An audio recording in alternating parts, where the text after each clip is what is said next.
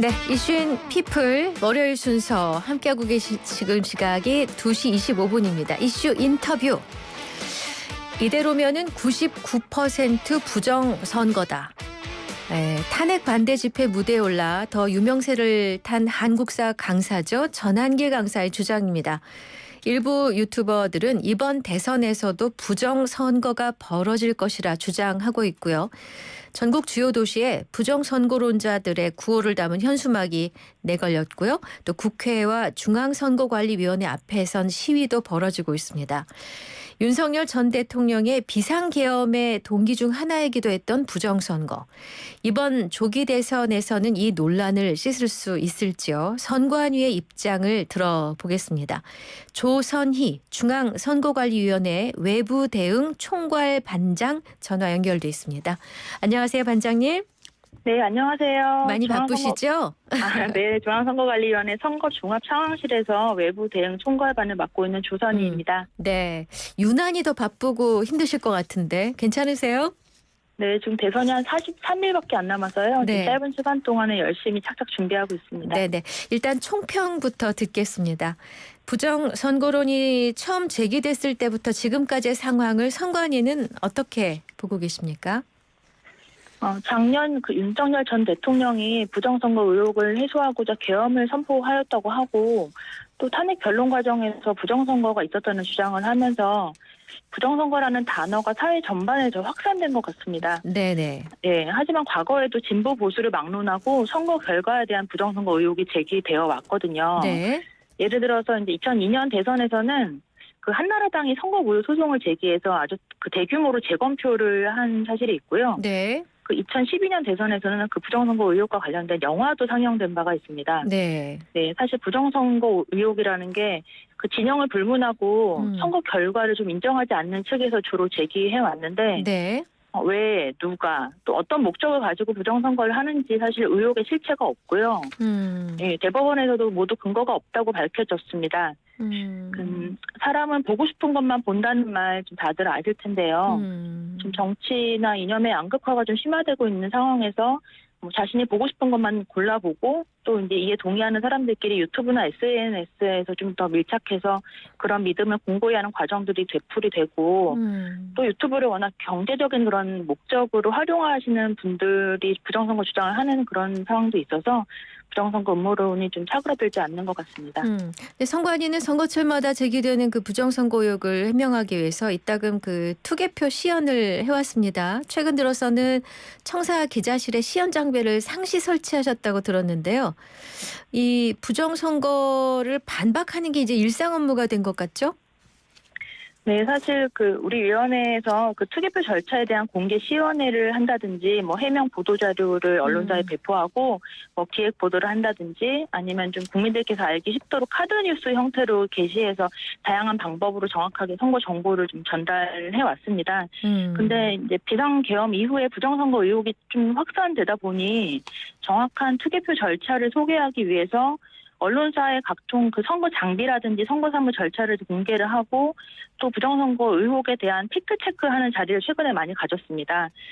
부정선거를 주장하는 분들은 유튜브 알고리즘에 의해서 확증 편향 이런 것 때문에 사실 어떤 정보를 보고도 믿지 않는 경향이 있지만 또 우리 위원회 입장에서 봤을 때 좀 복잡하고 다양한 선거 절차에 대해서 국민들께서 좀 더 쉽게 이해하실 수 있도록 설명하는 데 부족함이 있었지 않았을까 그런 것도 깊이 받아들이고 있습니다. 네. 그래서 앞으로 좀 더 보다 좀 알기 쉽게 콘텐츠를 제작해서 좀 많이 홍보하려고 하고 있습니다. 네. 자, 부정선거론자들의 대표적인 주장을 토대로 팩트체크를 해보겠습니다. 일단 첫 번째, 개표 시스템에 허점이 있다. 투표지 분류기에 USB 등 외부 장비나 무선 통신 장비를 연결할 수 있고 해킹 프로그램 설치가 가능해서 투표 결과를 바꿀 수 있다. 이런 주장인데요. 네.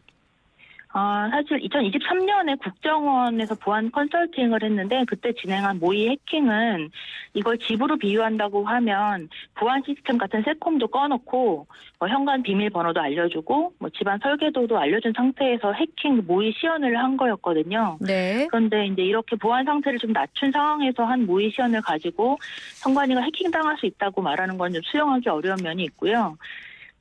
투표지 분류기에는 랜카드라는 게 없습니다. 랜카드가 있어야 네트워크를 연결해서 데이터를 주고받고 이런 통신을 할 수 있는데 투표지 분류기에는 랜카드 자체가 없기 때문에 외부와 통신을 할 수가 없습니다. 그러다 보니 해킹은 원천적으로 불가능하고요. 또 이제 투표지 분류기에는 어떤 매체를 제어하는 그런 정말 딱 설정된 USB만 연결할 수 있어서 우리가 보통 통상 사용하는 일반 USB를 꽂아도 인식하지 않거든요. 네. 그러다 보니까 통신도 안 되고 일반 USB를 꽂아도 연결이 되지 않기 때문에 투표지 분류기에 어떤 해킹 프로그램을 설치하는 거는 이제 불가능합니다. 그리고 이제 개표소에서 투표지 분류기를 통과한 그런 투표지가 있으면 그거는 모두가 수작업과 유관으로 다시 확인해서 뭐 위원장 뭐 이런 단계를 거치게 되거든요. 그리고 개표 과정에는 그 수많은 공무원과 일반인으로 구성된 개표 사무원과 그 정당 후보자 측의 참관인이 모두 다 같이 보고 있기 때문에 네. 해킹을 통해서 투표지의 분류 결과를 조작하는 거는 절대 일어날 수 없는 그런 사안입니다. 그리고 이제 투표지 분류기는 2002년 지방선거부터 사용돼서 한 23년째 사용하고 있는데 그 이후에 제기된 선거 소송에서 그 분류기 해킹을 의심할 만한 사례는 전혀 없었습니다.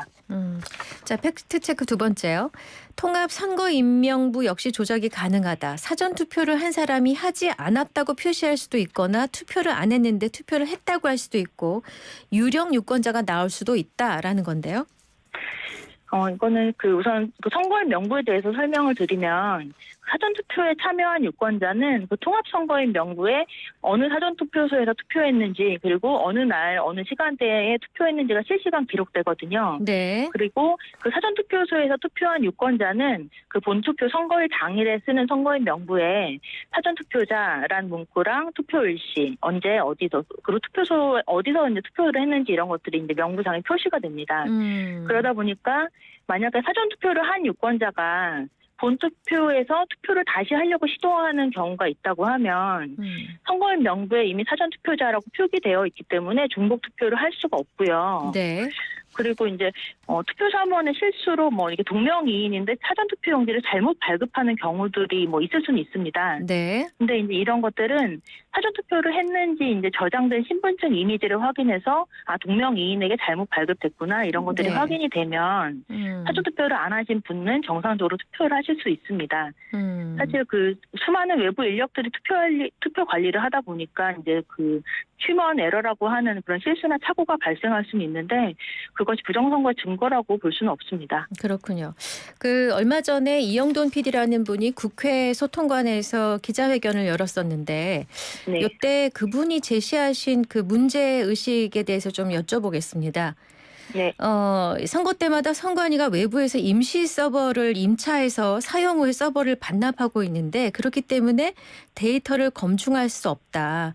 국민이 선거의 모든 과정을 검증할 수 있는지가 제일 중요한 일이다라고 주장을 했거든요. 네. 왜 외부에서 임시 서버를 임차하게 되나요? 저희가 이제 선거 때는 워낙 데이터 양이 폭주하기 때문에 기존에 가지고 있는 서버로는 용량이 좀 한계가 있어서 임시 서버를 이제 활용해서 하고 있지만 이런 것들이 그렇다고 해서 뭐 전혀 외부에서 가지고 온 거에 저장되는 건 아니고요. 그냥 잠시 그때 이제 임시로 증설해서 사용하는 겁니다. 이제 검증에 대한 것들은 사실 선거 절차가 복잡하기 때문에 유권자 입장에서는 선거의 모든 과정을 이제 보고 싶을 수 있으시거든요. 네. 그래서 저희가 이번에는 그런 유권자들의 그런 의견을 반영해서 저희 외부 대응팀에서 이제 공정선거 참관단이라는 걸 운영해서 참관단께서 이제 국민들을 대표해서 선거 절차를 다 보실 수 있도록 하고 그런 것들을 이제 국민께도 실시간 공개해서 선거 전체 전용 과정을 좀 보여드리려고 지금 기획 중에 있습니다. 네. 근데 사실 이 선관위는 국가의 정말 가장 중요한 기관이고 외부의 임시 서버를 쓰지 않고도 뭔가 선거가 이루어질 수 있도록 하는 예산이 들어와야 되겠다는 생각이 드는데 그거 네, 잘 안 맞습니다. 되나요? 예. 예, 저희도 그렇게 생각하는데 저희가 이제 선거가 매년 이렇게 있는 게 있다 보니까 그걸 국가 예산에 모두 다 반영해서 한꺼번에 서버를 증설하는 건 좀 한계가 있습니다. 네. 그다음에 또 하나는 이제 광주 호남을 빼놓고 사전 선거와 본 선거 간의 득표차가 일률적으로 10% 정도의 차이를 보이는데 이게 이럴 확률은 10경분의 1이라는 주장을 했어요. 그분이. 어떻게 생각하세요? 그게 이제 사전투표와 본투표 때 어떤 그 비슷한 수치를 가지고 그렇게 결과가 나와야 되는지 그런 거에 대해서 이제 말씀하시는 부분이 있는데 그러니까 사실 본투표 때와 사전투표의 차이가 항상 10% 정도를 유지했다. 호남, 광주를 제외하고는 이렇게 전 지역에서 고르게 비슷한 확률로 차이를 날 수는 없다라는 주장인 거죠. 네. 사전투표 때 이제 참여하시는 분들과 본투표 때 참여하시는 분들이 이제 모집단 자체가 다르기 때문에 네. 그런 결과는 뭐 항상 일률적으로 나오는 게 아니라 그때그때 선거에 참여하시는 분들의 성향에 따라서 다른 결과가 나오는 겁니다. 그러면 이제 우리 실장님 말씀은 반장님의 말씀은 사전 투표에 참여하시는 분들이 늘 10% 정도는 더 진보적이다라는 말씀을 해주시는 건가요? 그거는 이제 사전투표 반드시 어떤 일률적으로 그런 그 수치가 나오는 게 아니라 사전투표 때 하시는 것들은 사전투표에 참여하시는 분들이 그때 그 상황에서 자기가 사전투표를 하겠다고 해서 본투표를 하지 못하는 것이기 때문에 가는 거고요. 또 본투표는 본인들께서 사전투표를 하지 않고 본투표를 하고 싶을 때 가는 거기 때문에 그게 항상 뭐 어떤 수치가 일률적으로 나온다든지 그렇게 단정할 수는 없는 거죠. 자, 얼마 전에 그 선관위 시연회에 국민의힘 김민전 의원과 부정 선거론자들이 찾아왔다고 합니다. CCTV도 멈춰놓고 조작할 수 있다. 지문은 전자 조작만 하면 다 뚫린다. 이런 얘기를 한 것으로 전해졌는데 어떻게 들으셨습니까? 이런 주장은 사실 부정선거 주장하시는 분들이 007 영화에서나 볼 수 있는 그런 비상식적인 가정을 하시는 것 같고요. 그런 CCTV나 지문을 조작하는 일을 저희가 할 이유는 없습니다. 국민들께서 걱정하시는 부분을 좀 적극적으로 해소하기 위해서 지난 총선부터 개표 시에 이제 수검표를 도입하고 또 사전투표함이나 우편투표함 그 보관 장소 CCTV도 24시간 공개하고 있고 네. 저희가 할 수 있는 부분은 최선을 다해서 그런 제도적인 보완을 하고 있습니다. 그럼에도 불구하고 이런 비상식적인 주장을 하시는 거에 대해서는 좀 안타깝게 생각합니다. 수검표와 수개표는 무슨 차이인가요? 원래는 모두가 개표는 다 수개표고요. 네네. 손으로 하는 거기 때문에 다 수개표인데 거기에 이제 저희가 투표지 분류기라든지 아니면 개수기 같은 것들 이런 것들을 좀 보조적으로 쓰는 거고 수검표 같은 경우에는 이제 심사집계부에서 원래 이제 그 심사집계부에서 확인하는 것들을 다시 한번 손으로 종이를 한 장 한 장, 투표용지를 한 장 한 장 다시 검사하는 그런 개념에서 수검표라고 표현하고 있습니다. 그렇군요.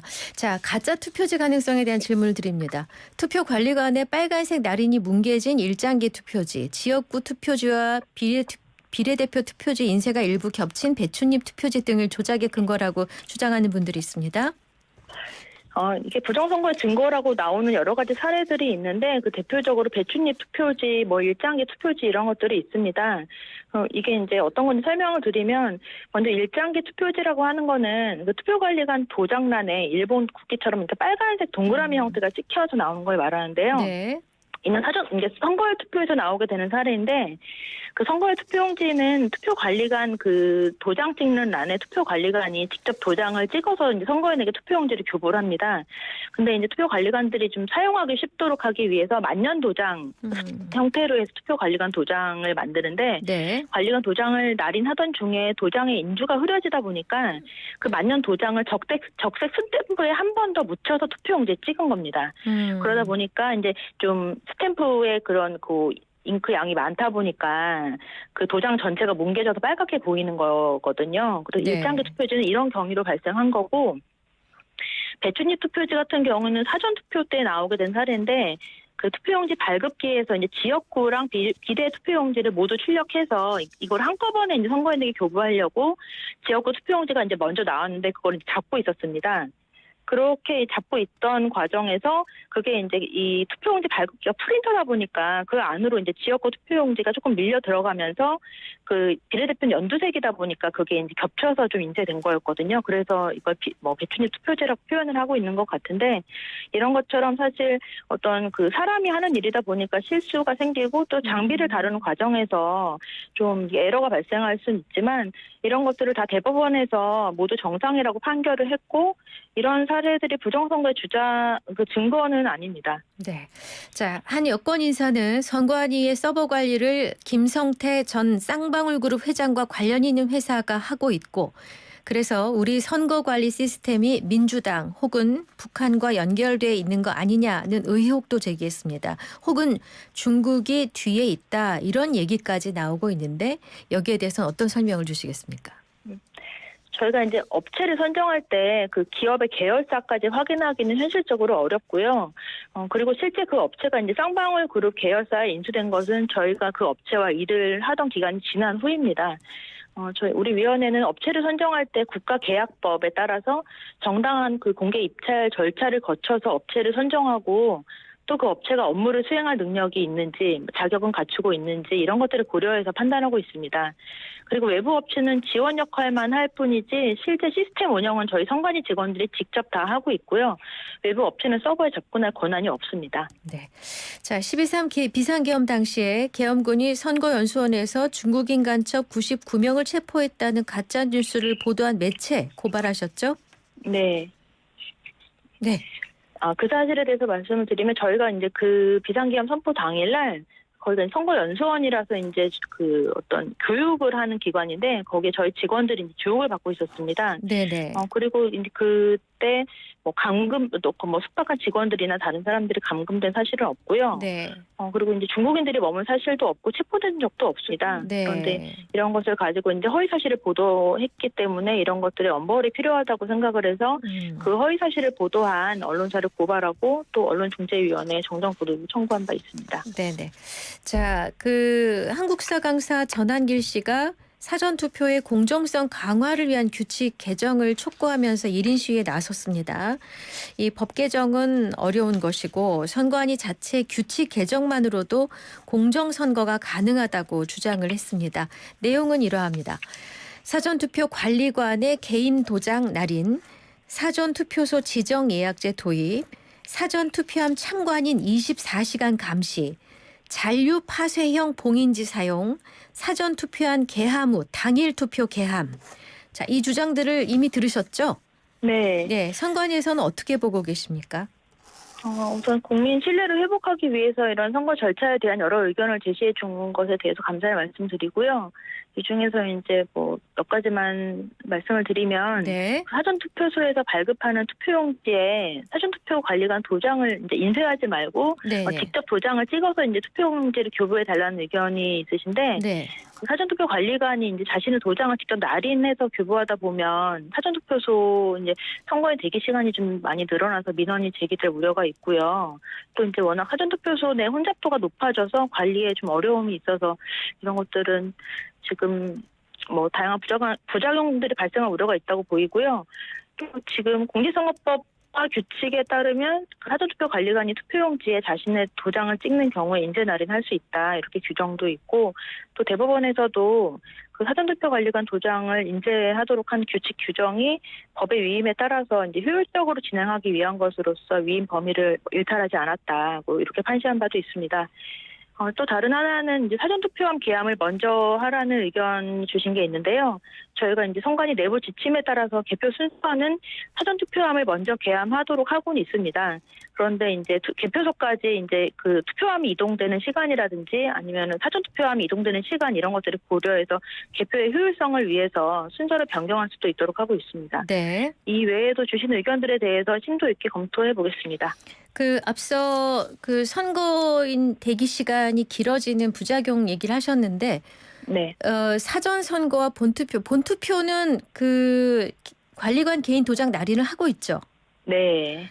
그러면 본투표는 대기 시간이 길어지는 것에 대해서 고려를 안 해서 그러시는 게 아니잖아요? 근데 이제 그 사전투표 같은 경우에는 투표용지 발급기에서 투표용지를 직접 이제 발급을 해야 하고요. 네. 이제 본투표 같은 경우는 이미 이제 인쇄되어 있는 투표용지를 쓰다 보니까 우선은 뭐 발급하는 데 시간도 많이 걸리고 이제 사전투표 같은 경우에는 이제 투표율이 높고 이러다 보니까 뭐 많이 오시기도 하고 또 이제 관외 선거라고 해서 자신의 주소지가 아닌 데서 이제 투표하시는 경우에는 뭐 봉투까지 뭐 이렇게 다 들여서 해야 하고 이러다 보니까 본투표보다 시간이 좀 많이 걸립니다. 그러다 보니까 이 사전투표 때 관리관 도장을 직접 찍어서 하게 되면 지금도 많이 대기 시간이 길어서 뭐 거의 뭐 1km 가까이 줄을 서서 대기하는 경우도 있는데 이런 것들을 좀 본투표랑 동일하게 운영하기에 좀 현실적으로 어려움이 있습니다. 그런 어려움에 투표에 대한 그 손해하고 이런 과정을 조금 뭐 번거롭게 하더라도 국민의 신뢰를 얻는 방법을 택하는 것하고 비교를 하면은 후자가 좀 낫지 않을까요?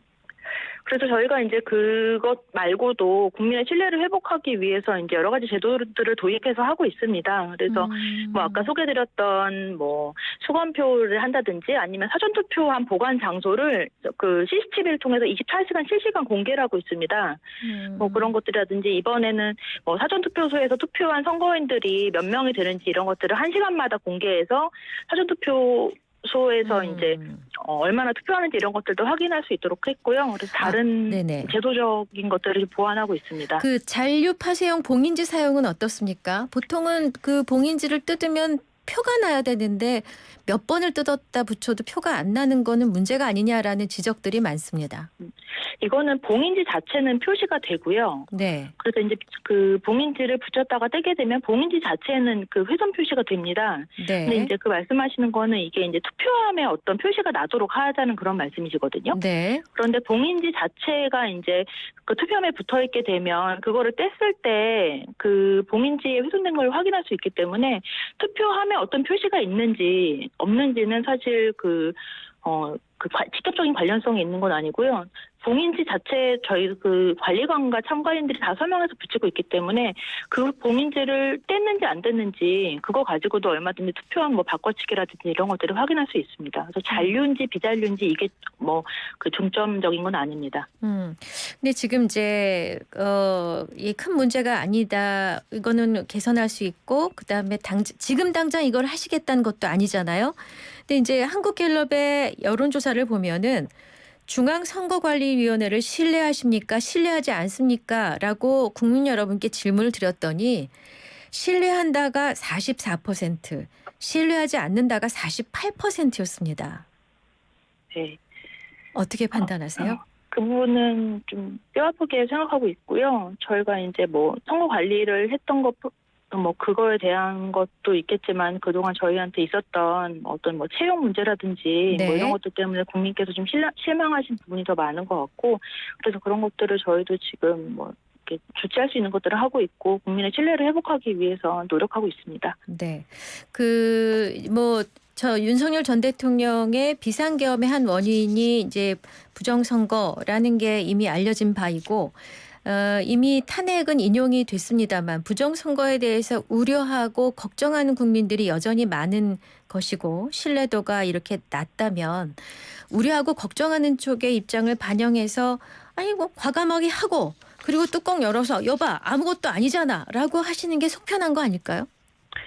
그래서 제가 아까 잠깐도 말씀드렸는데 국민들께서 직접 보시지 못해서 뭔가 그런 더 불안이라든지 이런 것들이 생기는 부분이 있다고 보입니다. 그리고 네. 선거 절차가 워낙 복잡해서 뭐 아까 뭐 사전투표 같은 경우에는 관내도 있고 관외도 있고 뭐 어떤 건 봉투에 넣고 봉투에 넣지 않고 이런 것들 때문에 좀 복잡한 부분도 있어서 좀 일반 국민들께서 모든 걸 다 자세하게 이해하시긴 좀 어려운 부분이 있어서 이번에 이제 저희가 그런 사실을 모두 다 이제 한꺼번에 모두 다 공개하기 위해서 이제 공정선거 참관단이라는 걸 운영하려고 합니다. 그래서 네.